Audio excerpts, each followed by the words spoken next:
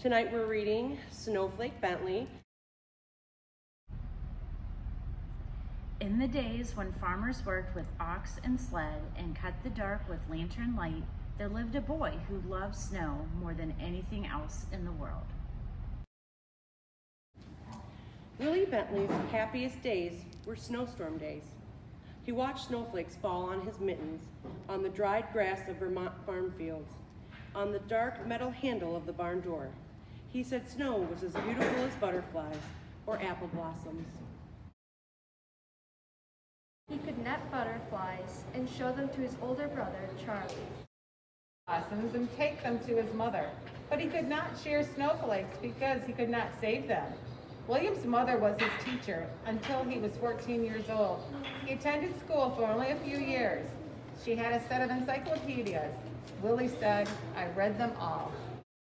Mother gave him an old microscope. He used it to look at flowers, raindrops, and blades of grass. Best of all, he used it to look at snow. While all other children built forts and pelted snowballs at roosting crows, Willie was catching single snowflakes. Day after stormy day, he studied the icy crystals. From his boyhood on, he studied all forms of moisture. He kept a record of the weather and did many experiments with raindrops. Their intricate patterns were even more beautiful than he had imagined. He expected to find whole flakes that were the same, that were copies of each other, but he never did.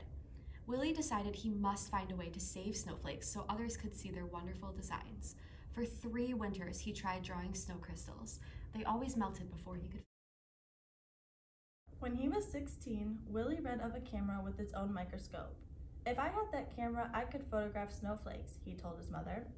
Willie's mother knew he would not be happy until he could share what he had seen. "Fussing with snow is just foolishness," his father said. Still, he loved his son. When Willie was 17, his parents spent their savings and bought the camera. It was taller than a newborn calf and cost as much as his father's herd of 10 cows. Willie was sure it was the best of all cameras.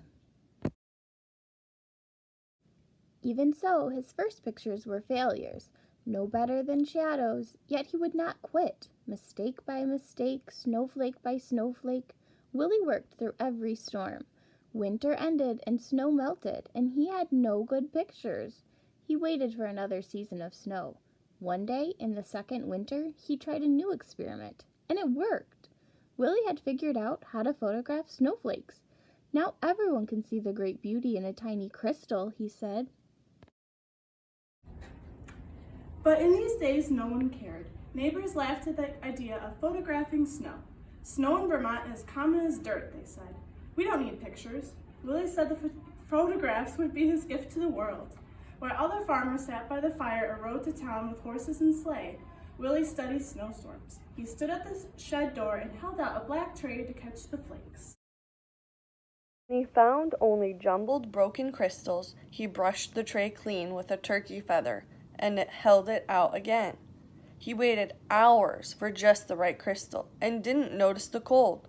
If the shed were warm, the snow would melt. If he breathed on the black tray, the snow would melt. If he twitched a muscle as he held the snow crystal on the long wooden pick, the snowflake would break. He had to work fast, or the snowflake would evaporate before he could slide it into place and take its picture. Some winters he was able to make only a few dozen good pictures. Some winters he made hundreds. Willie so loved the beauty of nature, he took pictures in all seasons.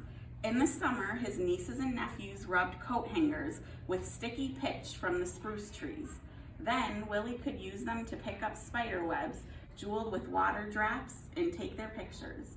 On fall nights, he would gently tie a grasshopper to a flower so he could find it in the morning and photograph the dew-covered insect.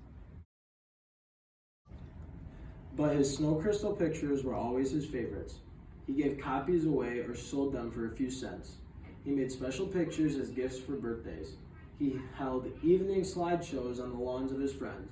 Children and adults sat on the grass and watched while Willie projected his slides onto a sheet hung over a clothesline. He wrote about snow and published his pictures in magazines. He gave speeches about snow to faraway scholars and neighborhood skywatchers.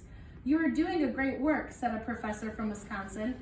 The little farmer came to be known as the world's expert on snow, the Snowflake Man. But he never grew rich. He spent every penny on his pictures.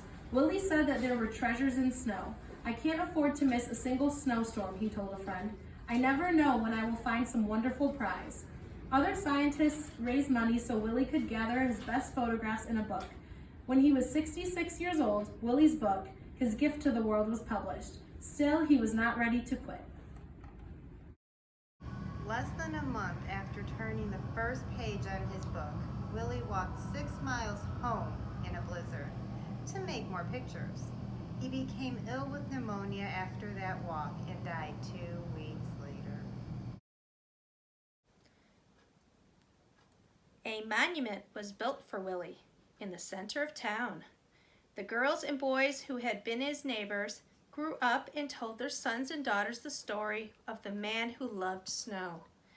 40 years after Wilson Bentley's death, children in his village worked to set up a museum in honor of the farmer scientist. And his book has taken the delicate snow crystals that once blew across Vermont, past mountains, over the earth.